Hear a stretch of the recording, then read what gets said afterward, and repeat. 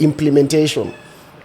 They are the ones with the cake. They are the ones who decide how many slices each person then gets. Yes. That's why, because they have a higher responsibility, then the legislative arm of that government was then put in a place where they can actually be able to impeach them. This impeachment clause was supposed to ensure that they are very steadfast in doing their duty, in handling what they are supposed to be doing. Then the recall aspect is now for the other people, the members of parliament, the MCAs, the senators. Now, those are essentially the real voices of the people. Because when you go to the grassroots at county level, the MCA is the voice of the people at the county assembly. Yes. So whereas the governor is the executive office holder, who is supposed to be then executing executive functions, the person who holds him to account is the MCA. But then who holds the MCA to account is the people. So each of them has a responsibility. So the MCA, while holding the governor to account, can impeach the governor. And the people, while holding the MCA to account, can be able to recall the MCA. The MCA. Now, equally, when you come to the national stage now, the people holding the president and his cabinet to account is the parliament. Now, that's why the parliament can actually impeach the president or the deputy president. But then the people now holding the parliamentarians to account is essentially directly the people.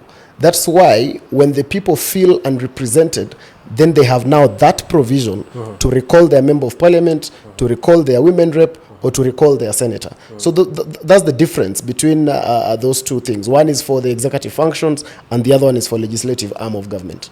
Advice, I get you clearly that in the systems of accountability that are provided in the Constitution, there is recall for the ones you elected to go to the legislature, and then there is impeachment for those in the legislature to hold the ones in the executive accountable. Yeah, I get that. Now, my question is, what then determines the critical threshold that this is now an impeachable offense and this is probably not an impeachable offense?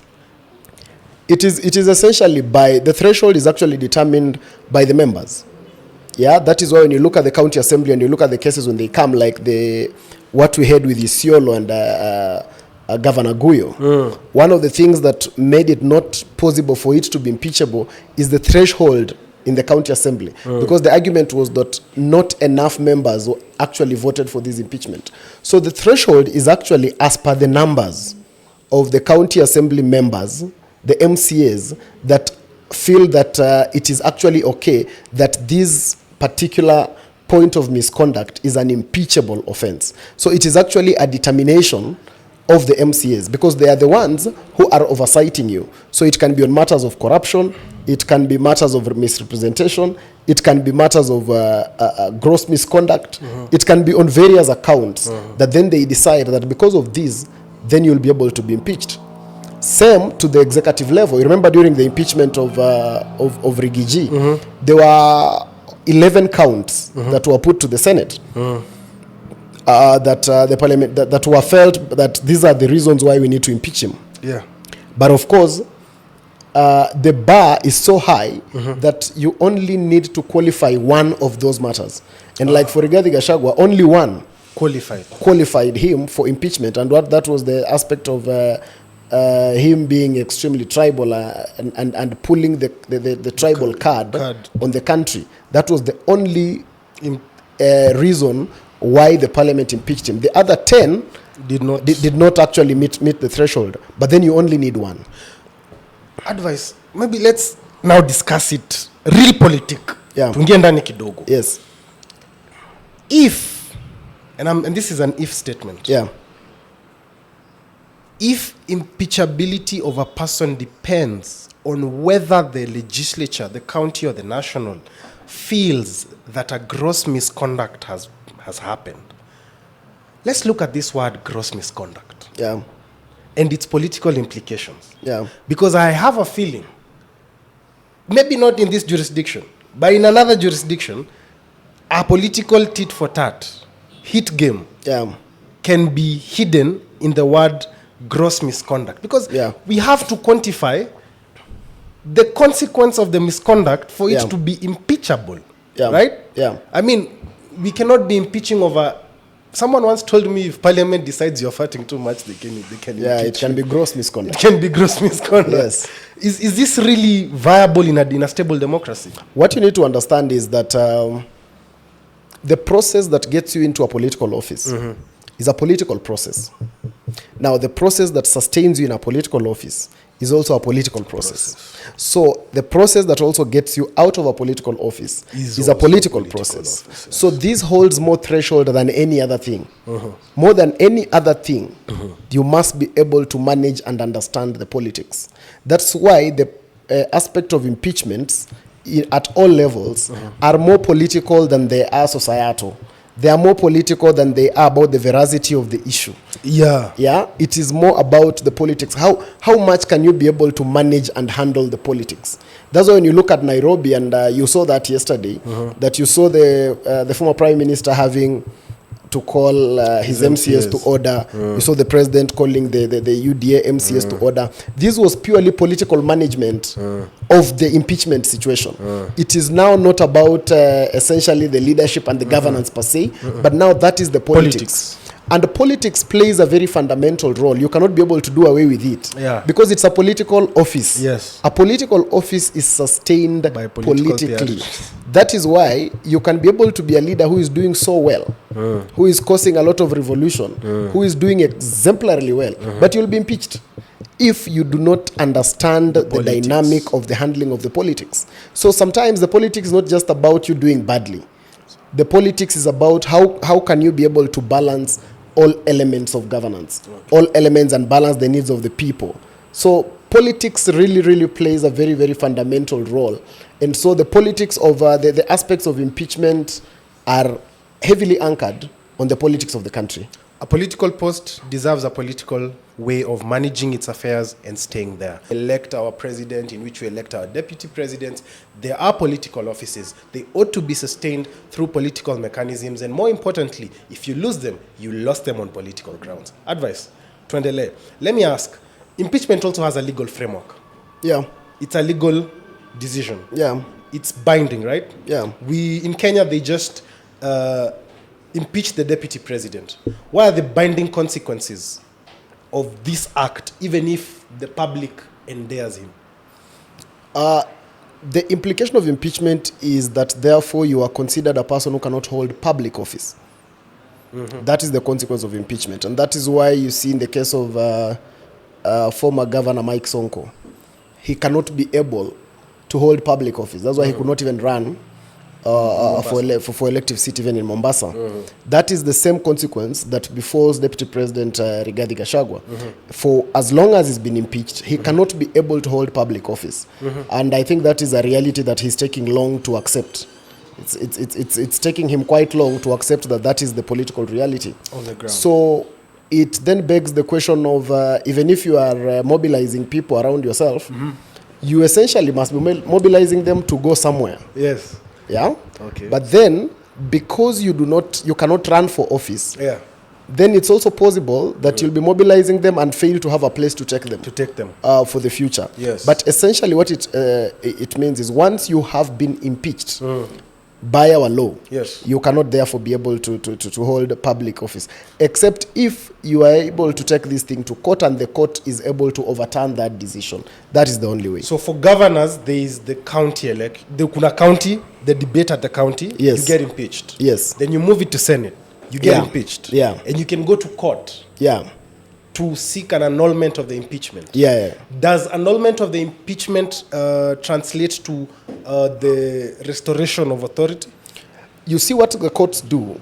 The courts do not necessarily interfere with the wishes of the people. When you are taking a case to court, especially when it's about impeachment, you are mostly going to argue about processes. Yeah? Was the process done? Was it done fairly? Yeah. Because the court cannot be able to say that the MCAs were wrong. That's not the role of the court. The court does not get into legislative matters. The court does not interfere with other arms of government. Yes. What the courts do is that it looks at the legality of the process. Yes. What happened? Did you have enough numbers? Was the threshold met? It's the process. Yeah, those are the kind of things that the courts hold on to. And yes, courts have kept people in office. There was a governor called Governor Wambora in Embu. Yes, alisukuma mazana huyo. Yeah, and Wambora, we kept saying he has 9 lives because he was always impeached by both the MCAs and the Senate, but he was always, somehow he survived through the court process. Okay. The former governor of Meru was also sustained in office by the court, I think, for a while. For a while, yeah. Yeah, before she was eventually kicked out. So there have been those issues. And even look at, the courts have, in some ways, been able to sustain some people in office, but not because the courts question the veracity of the issue. No, they just question the processes and the legality around it. Okay. Yeah. Thank you. Karibu sana Bwana Sawe. Thank you. Wewe, sawa. Haya. Let's start with the question hapa. Yeah. So we find that the courts do sustain some people in power in times of impeachment. Yes. We also find that sometimes an intervention by political leaders stops impeachment motions. Yes. What does this speak about the separation of powers and the entrenchment of devolution into our politics, or are we still under the big man syndrome? Yeah, so impeachment is both a legal and a political process. So it's a legal process in the sense that my colleague has explained the better part, and a political process because of how it is in nature. Yes. You realize that I will take you back to the impeachment of the deputy president. And I remember the National Assembly ruling that we are not really looking at the substance of these issues. We will not go into weighing all the issues that have been labeled against the deputy president. Because it got to a point where it became an argument that are these issues, if the deputy president says that unless you have shares, you cannot be. So where is what exactly are we trying to measure? And to the better part, I remember Honorable Junet said that here we are not a court of law per se.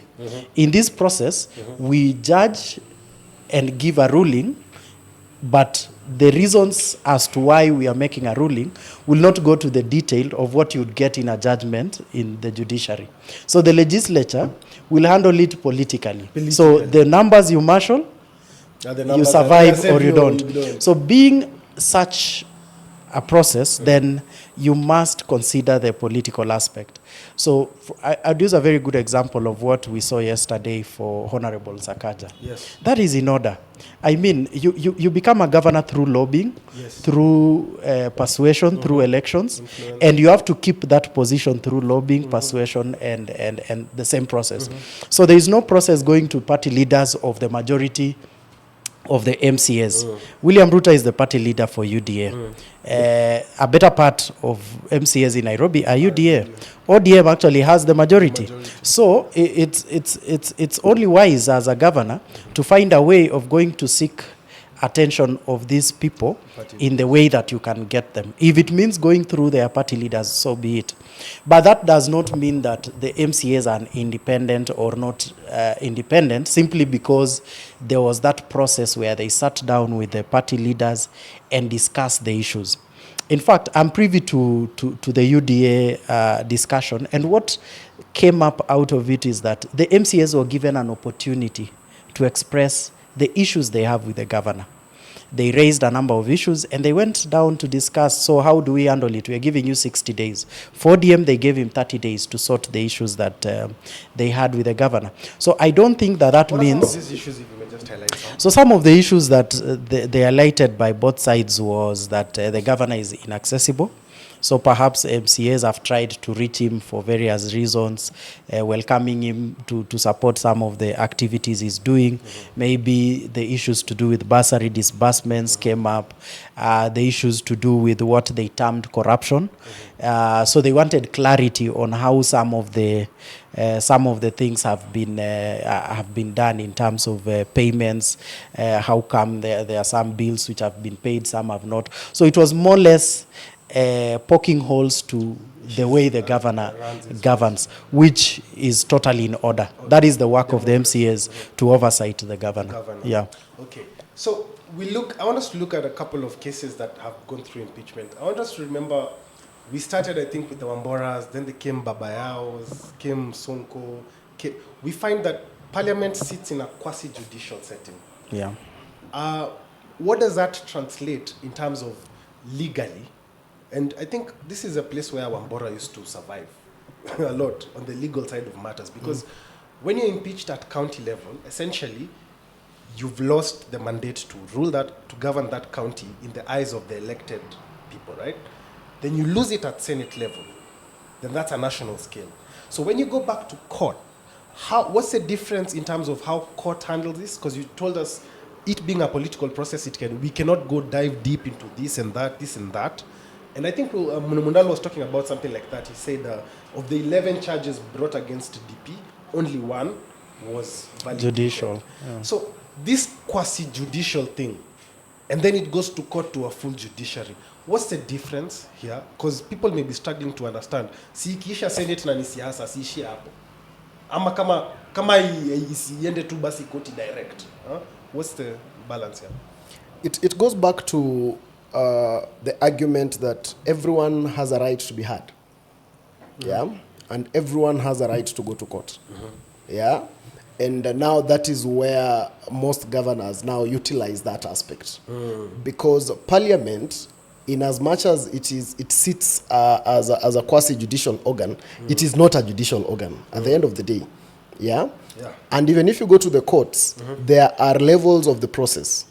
That's why in court there is also an appeal. Yes. You can be able, the decision can be made, and then you can appeal that decision and go to the higher court, and like that to the very end. To the very end. So this just provides a platform that if you feel you've really been aggrieved at the Parliament level, if you feel the politics played center stage more than the legalese played, then you can be able to reach out to the courts and be able to explain your side of the story and get them to understand that, you know what, yes, this was heavily political.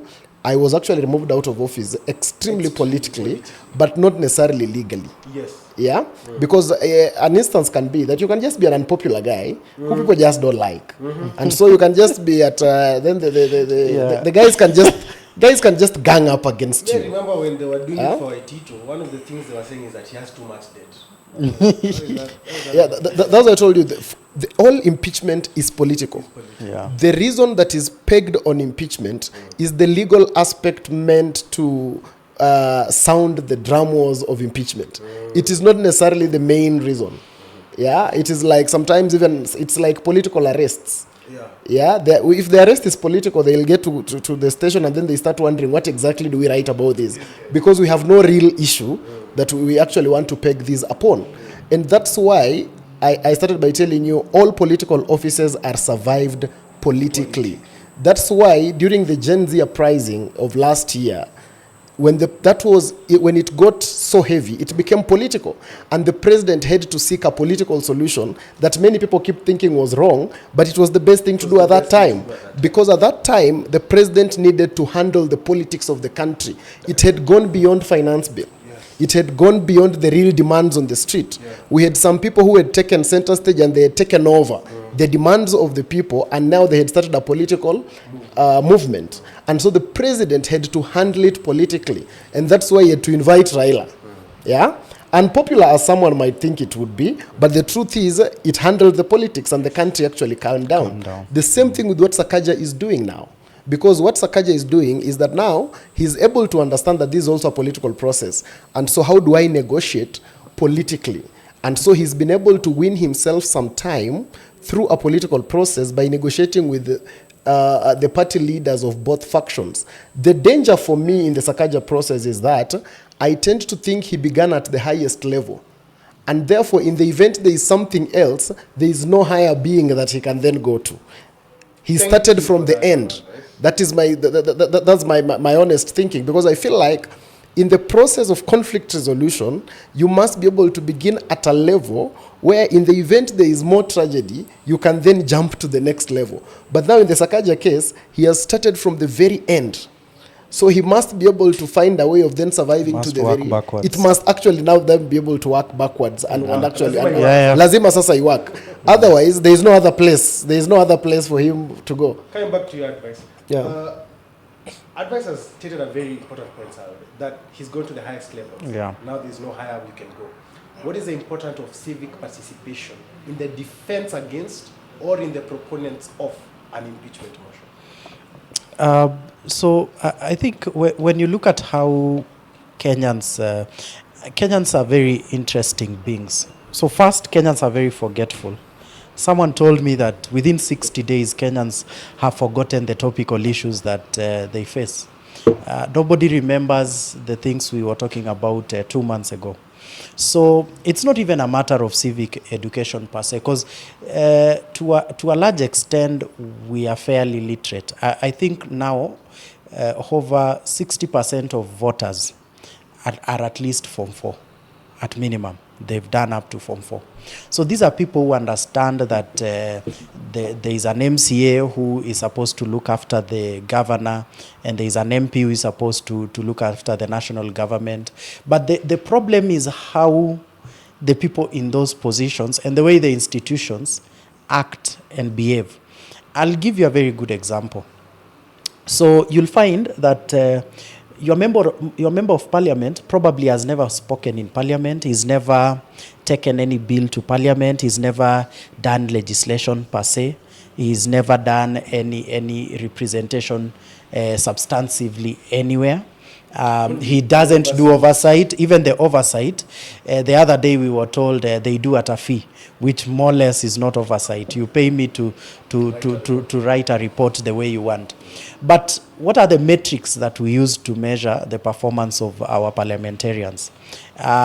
It's the roads, markets, which is none of their business, by the way. They have nothing to do with the execution. That's executive. The member of parliament ideally should not be responsible of building a road or maybe etc. So their role is different, but you'll hear a member of parliament saying, when you elect me, I saw a clip that is going around of one of the people who's vying for Malava seat, and he's saying, when you elect me, I will build schools, I'll build hospitals, I will build roads.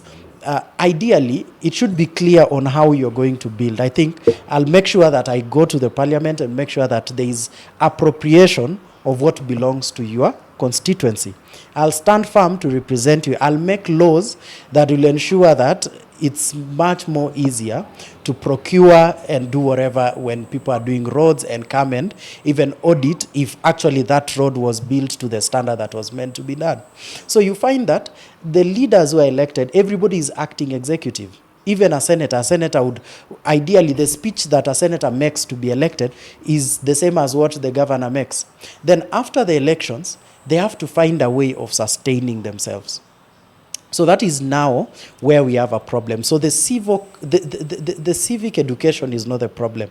The problem is how these people want to survive, is that they want to survive using the old constitution. Actually, there is someone who once said that our leaders are thinking using the old constitution in the new constitution era. Because in the old constitution, a parliamentarian could also be in executive as a cabinet minister. But today, there is not even government and opposition in parliament. It's majority and minority, and all of them together are expected to do oversight. But so let me just come back to the issue of Nairobi, for example, where Advice was saying that Sakaja started from the end. That is the reality. So for him, I don't understand how he got to the point that his relationship with his MCAs could only be mended at the top. So there's something that he has to do. He has to go back and talk to these people at that level, governor and MCA level, to understand how come these people actually go to a point where they organize themselves and did the signatures. Because that means now if the communication between the parliament of Nairobi or rather the county assembly and the executive is going through the party leaders, then that marriage might not be sustained. The divorce would easily happen anytime. Settle for a separation. Yes. Advice. Yeah. Let's look at this from I as a civilian. Yeah. I elect an MCA. Yeah. I elect a governor. I expect them to work together. irrespective of whether they are from the same party. Then they go up there. When they argue, I don't see any substance that reflects me. When I think of what is considered gross misconduct, I do not see that gross misconduct. Yeah. When I look at what can be deemed as a politically high misdemeanor or a high crime, I'm looking at it, I'm struggling to see. Then I, as a citizen of Nairobi, I'm left in the position of asking myself, is the capital city running amok, just as we saw one time in 2013 when a governor called for the president to dissolve a county. Yeah. We've seen that in Meru. Yeah. Governor calls for the president to dissolve a county. MCAs and governor relationships, they're turning to be a hotbed in our devolution implementation criteria. MCA ni kama wameshika governor mateka kidogo. Na pia ni kazi yao ku oversight. So, how do we, as a nation, or probably as people who are thinking legally, because this podcast we think progressively, how do we detach this political consequence of direct impeachment if we are not happy with you? Because you see, at the end of the day, we live in a multi-party society. We must, si lazima tuchaguane suti. Suti, you fanya poa to raise numbers, but si lazima ingiane. Yeah. So my question essentially is, how do we de-risk the relationship between the county executive and the county legislatures? It is more about sensitization, because the first thing, the people must get to understand why you need to elect which person at what level of government. Mm-hmm. Because most of the time, the people's expectation of leadership is all executive. And that is why all elected people... The people's expectation of leadership is all executive. Explain that. That means the people who have elected the MCA are expecting the MCA to actually build a road.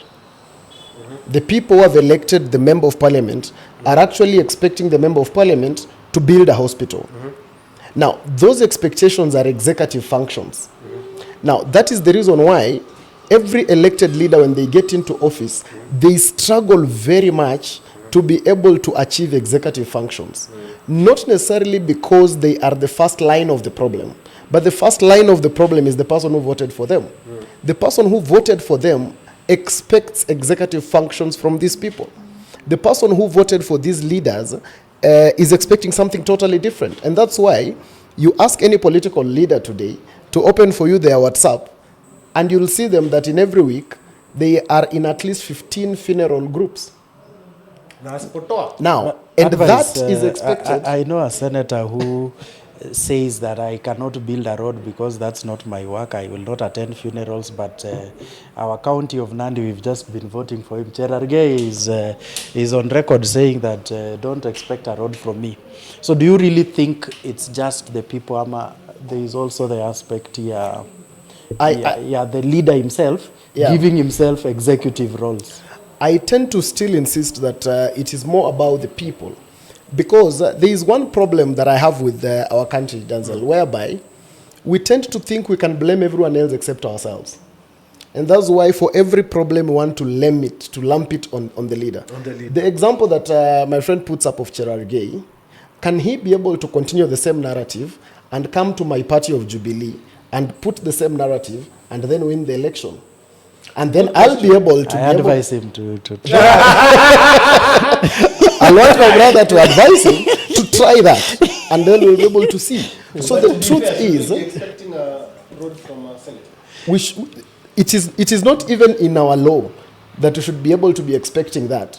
But the thing is, because the people have this much expectation of the leadership, then most of the time, the leaders try to tweak themselves to perform executive functions because it is the only way they can even be able to now raise money.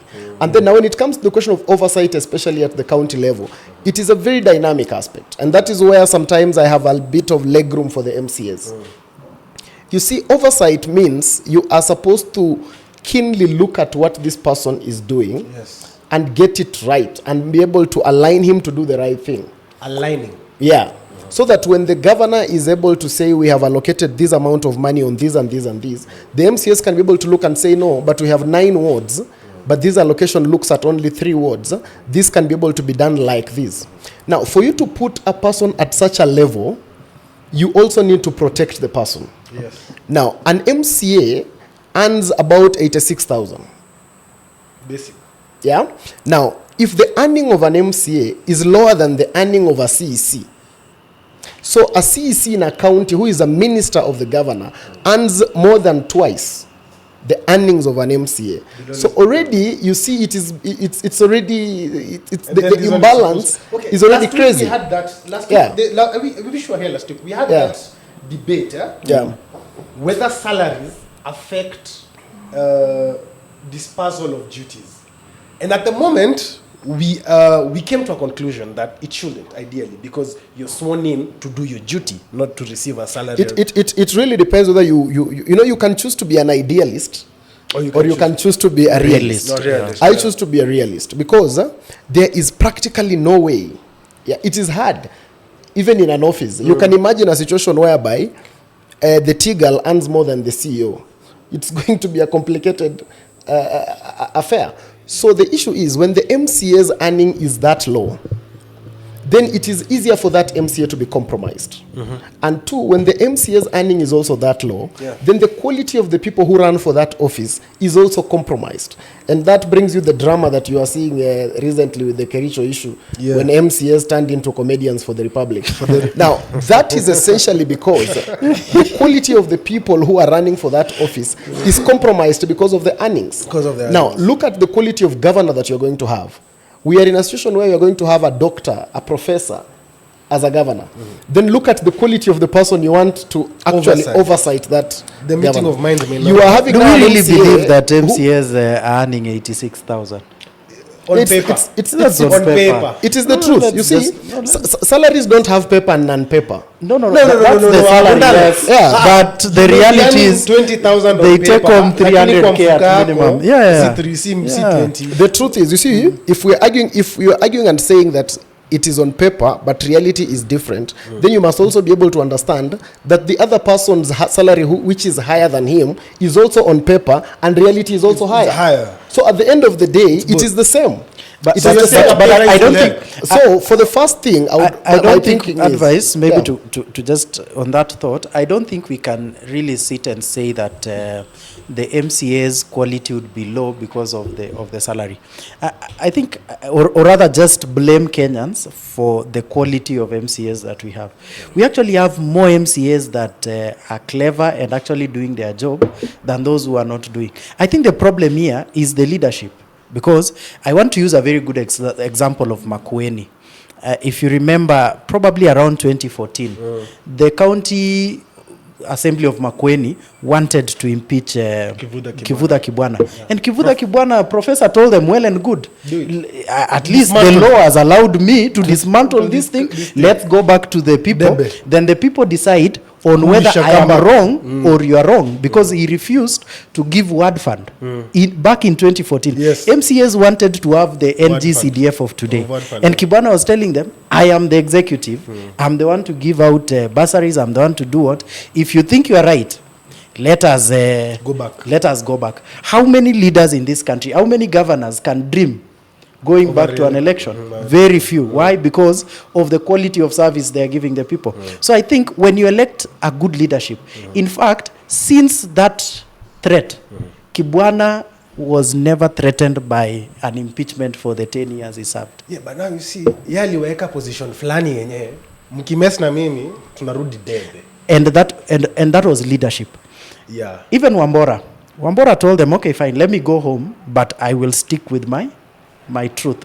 But because governors are trying, you see, governors are giving MCAs the position of allowing them to bribe them, so that it's not your job and my job, then it's the bribe. It is, yes, because now if it's honestly saying, this is what I was supposed to deliver, your work is oversight me, come and ask questions. If I'm sure, I'll give you a very good example like Waititu, even the CC Finance himself did not know what was in the budget. In fact, he was calling a colleague and telling a colleague, niangalilie if this is the right thing that is in the budget. So I think when you elect the wrong leaders, then you give a room, because this person has no other thinking of how to serve and go back to the people, itabidi amecompromiseiwa na MCAs. And MCAs will compromise you because they just need to sit down and send you home. Yeah. And it's cheaper to deal with MCAs, I believe, than dealing with Senate. So a governor will do anything to keep their relationship with MCAs, including today we have almost all constituencies, counties having MCAs, having ward fund. We are trying to eliminate the problem of bursaries. You have everyone going around with bursary. Women rep, governor, MCA, everyone has some bursary to give. And we said, then why not just get these into an education kitty and remove all these sorts of bursaries? We can never fix that if we continue saying that the issue is salary of an MCA. The issue is what? The issue is the quality of leaders that we elect. Advice, be the battle. There is a difference between, I told you, I'm not an idealist. You're a realist. I'm a realist. I look at the country as it is more than as it ought to be. My friend looks at the country as it ought to be. And you can choose to be that type of person. But I choose to look at the country truly as it is. And the question of money is not a question that we can run away from. The reason why there is compromise and the reason why corruption continues to bedevil our country is because money is at the center stage of most of our conversation. A person with lower earning is more likely to be compromised by a person with higher earning. And that is just the truth. That is why, and it cascades downwards even in parliament. That's why we always have the issues of people are given money due to do whatever. People are given money to do whatever. And most of the time, where do they say the money came from? It came from a place that has more allocation. It mostly has come from an executive place. So no matter how much we may want to be ideal to say, you see, as an MCA, he will just perform his role and all that. At the end of the day, the truth is there will always be compromise in these issues of money. Not to mean that when you pay people highly, then they will not get corrupt. But just to mean that you then provide safeguards. For instance, let me give you an example.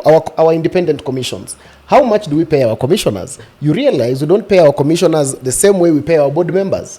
Why? Because they are independent offices. And so because they are independent offices, we put them at a higher threshold so that the level of compromise on them is reduced. The allure of compromise. Exactly. When you look at African countries, for instance, and how we relate with the West, all our 54 heads of state are bundled into a bus to go and meet one man. But when Putin stepped onto the American soil, he was picked and rode in the same vehicle with Trump. Why? Because of financial strength. That is the reality of the world. So we can choose to be idealist or we can choose to be realist. So when you look at the aspect of then how do our MCS function, my first issue is if we are able to change even the remuneration of this person, we'll get a better quality of a person. Most of the quality of people we have at that level are people who would be glad to, and you see, whereas this amount of money that I'm saying 86,000, whereas seated here we might think is little, but there's someone who thinks it's much. Now that person is the one who will be motivated more to run for that position. So two types of people: one who thinks it's much, and two, one who does not necessarily need the position but just needs the legitimacy. Because not everyone who runs for political office is looking for it for the earnings. Now when you have those types of people in office, then remember those are people who have not gone to represent. One has gone to earn and one has gone to do business.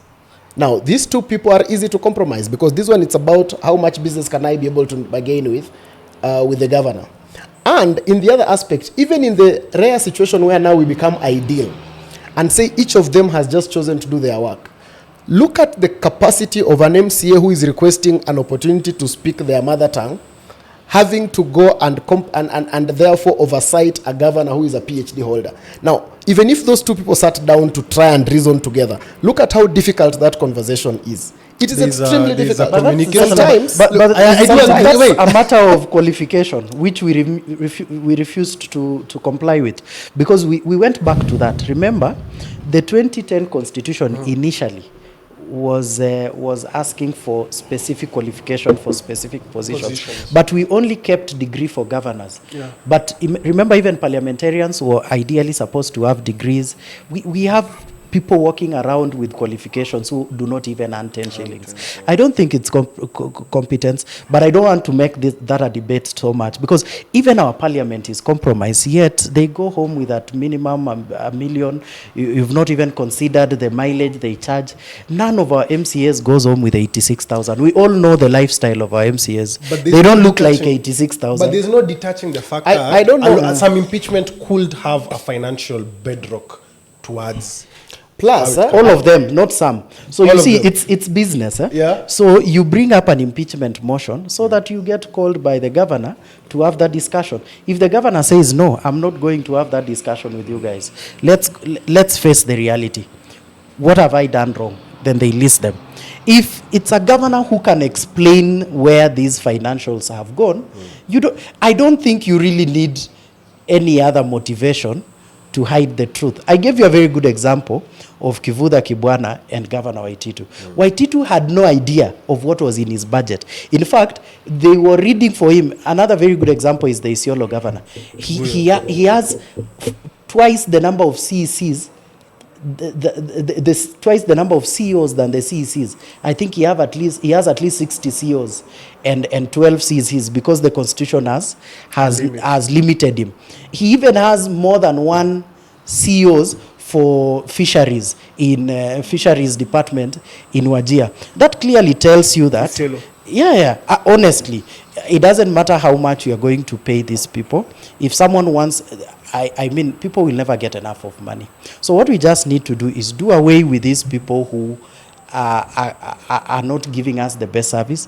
Then let the young people, instead of going to the streets and asking for government to do things for them, let them stand up, support each other, elect these graduates that are out here.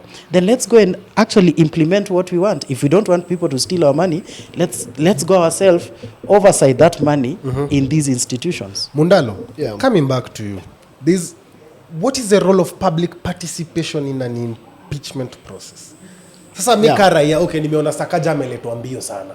Na niko like, by the way, kitu makes sense. It will derail Nairobi for a long time to come. What is my role? What is my duty? What is my place? You have no role. You wait for election. The constitution does not provide any place where... You have no role. You have no role. And that's why, as a smart thinking politician, you must be able to know who you need at what time. And as a smart thinking politician, Sakaja knows that at this time he doesn't need the people. He needs the party leaders. Those are the people you need at that to time. Survive. So, because survival is then pegged on that. So there is no role of public participation and you as a person. You as a person, the role you have is you can recall your MCA. If you think your MCA's impeaching of the governor is wrong, then you can recall the MCAs. And then I just wanted to make a rider about the aspect of qualification. Qualification is decided more by the people than by law. True. Yeah?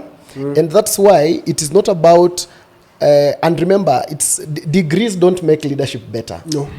Papers don't make leadership better. It is the quality of the people that you actually put in office that actually make leadership better. We have seen some of the leaders that we've elected in this country with the lowest qualification, but they have had the highest impact. You have had some people with the highest qualification with actually zero impact. But then who really determines this aspect of qualification that I was talking about? There are things that actually model and determine it. You go to Kisumu and other needs, and you'll see professors elected for governor, right? You'll see the people have also accepted. There is an acceptance by the people that at certain levels we need certain types of people. And then at certain levels we don't need. So it's not about whether we will make a degree, a qualification at an MCA level. It will not change much. Yeah? Because the people's mentality is that this is our seat. Hii hapa chini, hii sasa ndio yetu. So this one we just give anybody. Now, by doing that, that is now what starts compromising this. And also the quality of people who get interested in that position. I have served on the neck of the Jubilee Party, and by essence of that, I chaired the MCS caucus.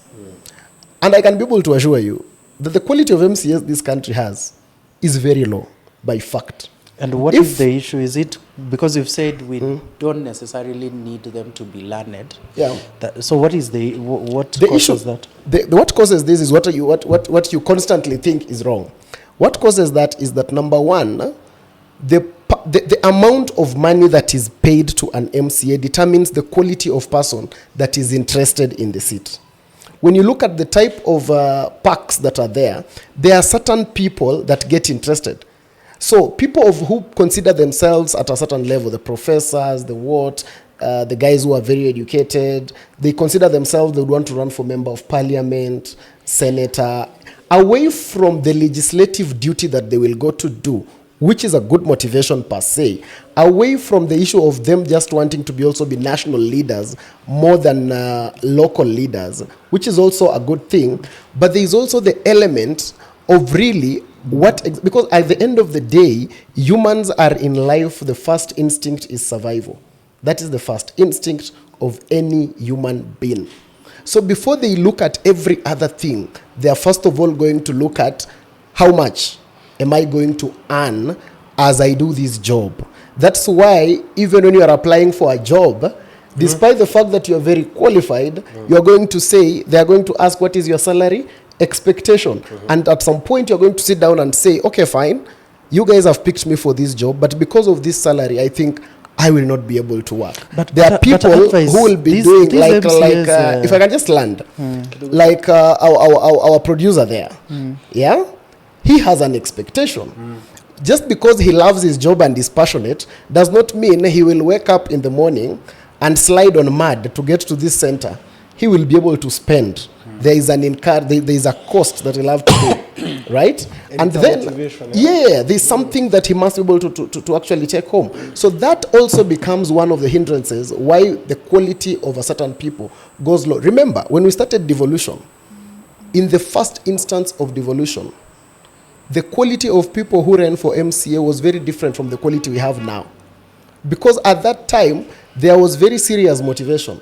Actually, by labor law, you are not supposed to reduce anyone's salary. By labor law. The only person who has ever had their salary cut and reviewed downwards in the whole of this republic is an MCA.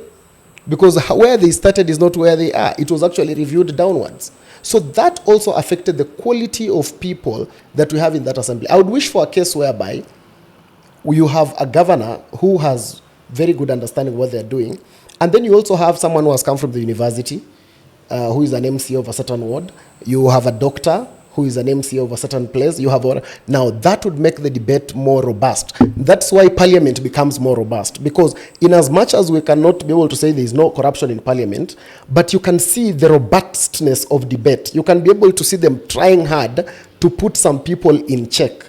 You can be able to see that we can even notice those who don't talk, because they feel like, hey, hapa sijatosha mboga vizuri. Now that is what I'm talking about.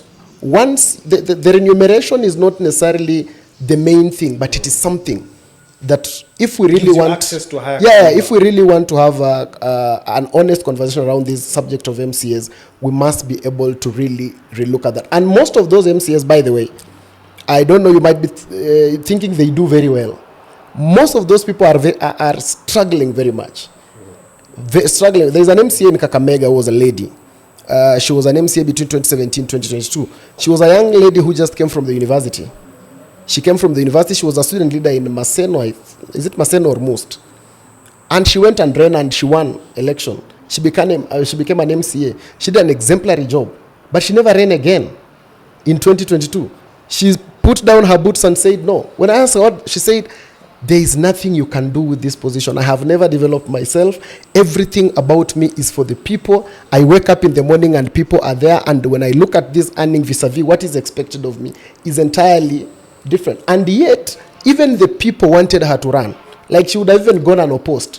But she downed her tools and said, no, it is just impossible. So that is the reality on the ground. And when you go to, the MCA is the person that the voter sees every day.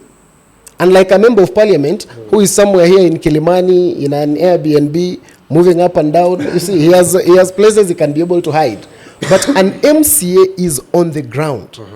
People wake up. You see those normal problems that you guys wake up to from your village. I'm sure people will tell you now there is a funeral here, you'll have those texts. Now for an MCA, they go to his home. They don't text him. Yeah. For an MCA, they literally go to his home to tell him now, this has actually been able to happen. Now you have to solve this. And the expectation from the people is also crazy. That does not excuse corruption, but it makes us be realistic in the conversation around how do we handle them.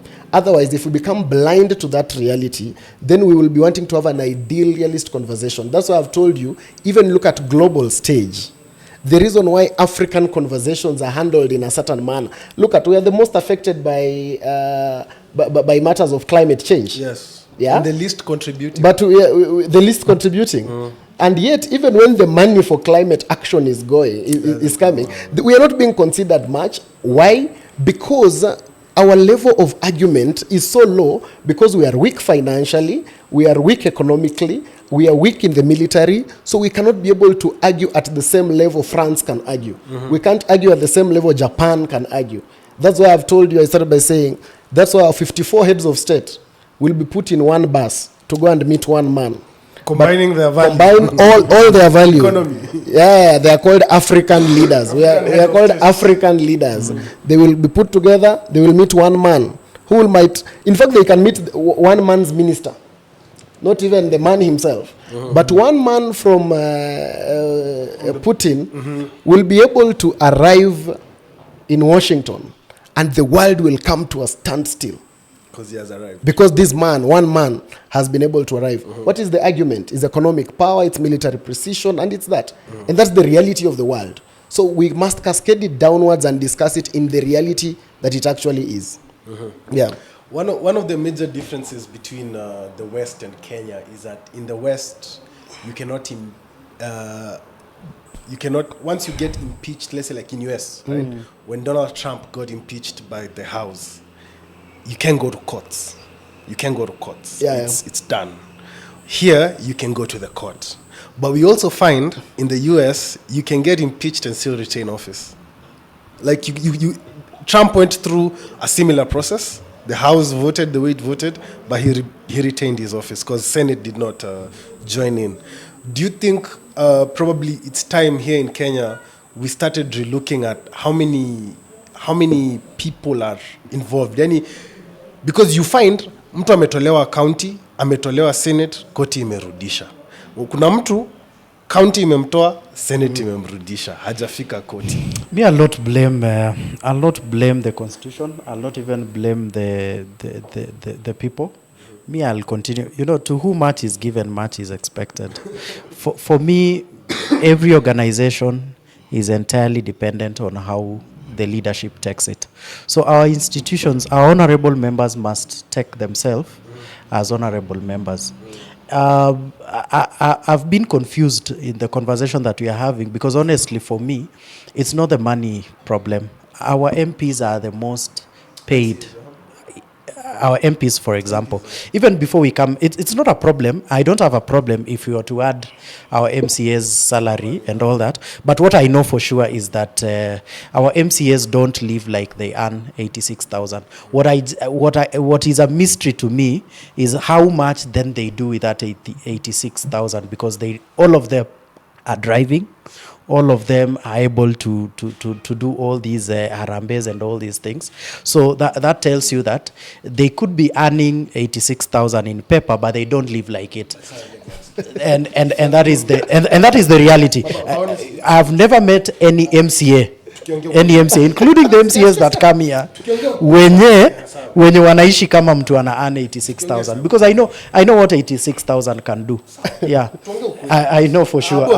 I've never met any single MCA that looks like that 86,000. So that means that there is a bigger issue here that we have to address. And the issue is kuna pesa yenye bado ina leak. It ends up in these pockets in form of committee sittings, in form of sijui wanaenda wapi kuangalia devolution in other counties. They go all the way to Singapore to just study how to throw paper, litter. So the truth is there is a lot of inappropriation, which might not necessarily be an issue of salary. On the matter of impeachment, don't you think an MCA earning 86,000 is a very big motivator for them to just be apathetic, to look at a case as to whether this is gross violation, this is gross misconduct, this is political high misdemeanor? Like as he's saying, if if you reduce the perks such that you're attracting people who may not really understand these things, then aren't you creating a scenario where Senate will have a lot of motions za impeachment to consider, because pesa hiyo unasema hiyo pesa inalikingi huko chini, watu wameshindwa kusikizana about vile inafaa kugawana. The reason why people may not vie for MCA so much, like the same person vying for an MP may not vie for MCA, most of them, is not even the issue to do with the salary. It's actually the way it's complicated to vie for that position. You know, MCA is a village position kabisa na watu. You are there with people every single day. So it needs someone who can actually be able to be very consistent. The way he mentioned that an MP can come here, hide for 3 days, niko bunge, then you go back. If you're an MCA in Nandi County, for example, you go to Kapsabet and go back to your house. Actually, if you go to live in Kapsabet, people will have an issue with you. Watasema mheshimiwa ametutoroka. So the reason as to why, so I see the reason as to why people don't vie for this position is because of the expectations they give people. So how we ask for votes and what we promise. Because you see, disappointment is expectations not met. But if you're very clear on what you're going to do and you stick to that, people will respect you and people will actually end up seeing the value of what you are bringing to the table. Okay. But you are very ambiguous. As an MCA, unasema nitasomesha hao watu, nitakuja nijenge daraja. People will expect that. Nitapigana na umaskini. So people will expect, they'll come every day morning to your home expecting you to pigana na umaskini. So I think we really need to change the thinking around it, because any person earning any person would go for that salary. Our teachers, for example, I think chief principals are earning at around 110,000, 90,000.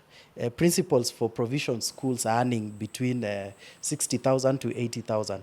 Doctors, etc. So where the money is actually in this country is mostly in corporate. Because think about it, even the other ministries, you talk about DCCs, district, deputy county commissioners and county commissioners, that is the range, really. People earning 300K, even the army commanders, etc. So when you look at our payroll as a government, it's not that...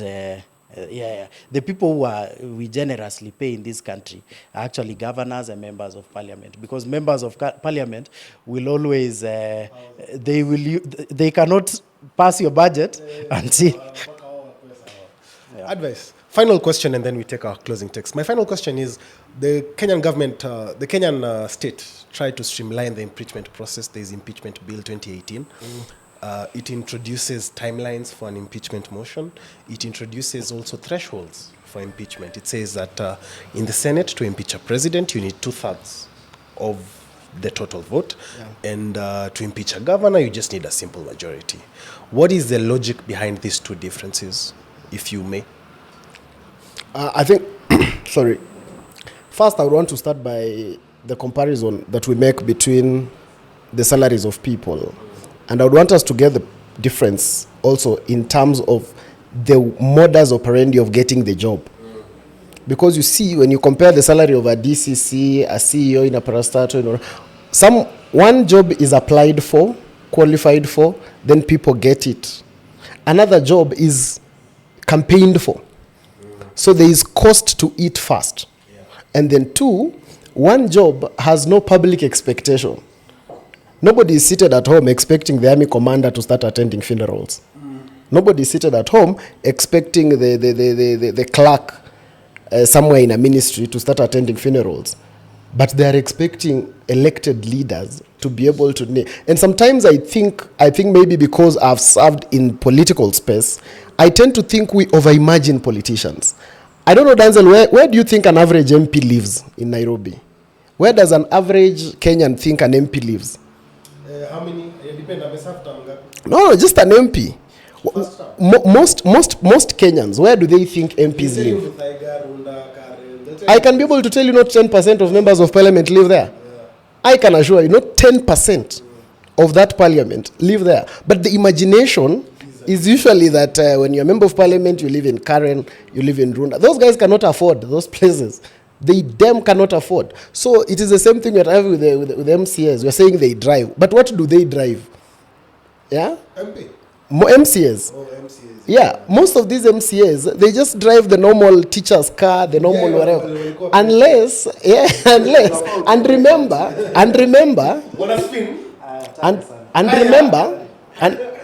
that MCA, most of them, if you see MCAs who are driving very high-end cars, most of them you'll realize they came from a background that was a bit different. Maybe it was business, it was whatever, they wameuza mahindi mingi. You see such kind of things, or they are just grossly corrupt. And even the corruption in the county assembly is also dependent on the committee, relationship with the governor. But I can be able to assure you that over 90% of MCAs in Kenya today are just struggling people. They're just the normal everyday Kenyan. It's only that we have an excessive imagination. It's in our minds. Yeah, it's just in our minds. So that's why we must be able to start looking at these things a bit differently. That's why, so that we are able to then have a very objective conversation. Because most of our imagination is very tainted. It's like when you tell someone you work in a political party, what do they imagine? Yeah, exactly. There's an imagination. Yeah, they imagine if you work for Jubilee, if you work for UDA, there's an imagination. What I'm trying to say is that imagination is not always the truth. And that imagination sometimes drives our conversation, and that's where sometimes we get it all wrong. And we try so much as people in the political side. That's why most politicians, when they lose elections, they get depressed, some die, because of public expectation. Yeah, we have become like celebrities. Yeah, when you lose numbers, you start. So the public imagination and expectation sometimes is way higher. Drives. Yeah, than where the reality is. The president of Kenya earns less than 2 million, but the CEO of Equity Bank earns 20 million per month. So, to the bank. So in fact, that makes me. I don't know. I haven't lost track of what question you had asked me. No. It's okay. We are running out of time. He actually answered it because you're asking I did the answer difference it. between the threshold. The threshold. And I think it's the level of responsibility. Because you see here, when you're impeaching a commander-in-chief, while when you're impeaching a governor, so you see the president is the nini of national unity. Yeah. So changing a president is something that needs us to be very thorough. We cannot just wake up and say simple majority can vote against or for the president. So it's just the constitution did put these guardrails just to make sure that, because this is a higher position and with more responsibilities, and it's a symbol, it's the significance is higher. So that's the only reason. Gentlemen? And maybe just to also chime in, I wanted to say that Okia Omtata, for example, would be a very easy governor to run a county. Why? Okia Omtata, I remember there's a time someone put a video on Twitter, or was it on TikTok? He was driving a Wing Road Nissan, a very simple guy. You might easily meet him in town, crossing the road. It doesn't make him any less of a governor. It doesn't make us think he's a joker. He's actually one of the governors or rather senators that if you go to the nini of the records of Senate, he's done a lot of significant contribution, regardless of the fact that he's a first-time senator. And even there are Kenyans who actually think that he can even run for president. So I think let us also not make ourselves think that because of the old thinking. I remember personally when I was growing up, Henry Kosgei was our MP. Yeah. I probably, in my 8 years of primary school, I saw him once. And the day he was coming to our school, we went there by 6 a.m. to sing and prepare to see him. And it was by nature that this is someone who was very senior in the old constitution, because he could easily be a minister, and the expectation was that he had also the executive roles. He could hire. Today, an MP cannot take your credentials and go and hire you. He has no office to hire you. He has to either go and lobby for you to get a position, which is even sometimes not very proper constitutionally. So I think it is the leadership to help us wake up from that reality. So if you are elected today, Denzel, as a member of parliament, you can choose to do a job as Okiya Omtata, and you know what you subscribed to, and you do that job, and the people will vote for you. I can assure you, Denzel, if Okiya Omtata had any budget, campaigning as Busia senator, is just fueling his kind going around. He never gave anyone even a single coin. But you see, if you have to spend, if people are spending 100 million, people are spending 50 million to get that position. So if you look at it from the financial aspect, then it is you as the leader who wants to come and make the balance sheet balance. You know, this is what I've put in, this is what I expect. Yeah, but I think if you just want to do your job, then that is where we'll get to a point where in the rest of the countries that we fear, the first world, if you talk about UK, the Prime Minister of UK would ride his bicycle from his residence to and it's okay. I mean, the president of Brazil, even Argentina, and nobody really gives a lot of. I think we can get there as a people, but for us to get there, then it calls upon the leadership to reduce the expectation to sasa nafaa nilipwe nyingi because niliambia watu wakujia handouts. And therefore, I need more money. We cannot define it. Even if we wanted to define it and say, let's discuss how much do we pay an MC and joitoshe kila mtu mwenye anenda kwake. It's difficult to define how much that would be. Thank you, gentlemen. One last one, truth meter. Tukomezia compensation. On a scale of 0 to 10, do you think Sakaja will survive? Where 0 to 5 is will not survive, 6 to 8 is might survive, and 9, 10 is surely will survive. 0 to 10, what do you think will the scoreline, Sakaja? Can I go first? Go first. Yeah, 9 to 10. 9 to 10. He has to survive Lazima he is part of the arithmetic of 2027. He'll survive. He'll survive. Yeah. All right. No more. You take it to the bank as you had it. I don't get a right of reply. Yeah. Okay. Time's out, Mundalo. Next episode. All right, guys, you've had it. Sometimes it's the money, sometimes it's not. But these political seats, you get them politically. You got to keep them politically, and you got to survive politically. Get it how you live. That's the advice. For that is episode 18. See you at episode 19. Follow us on all our channels where you'll see us, where you watch us. Facebook, Instagram, TikTok, YouTube. Like, comment, share, subscribe, and for sure, drop your thoughts. That was episode 18. I'm Denzel. See you at episode 19. Over and out.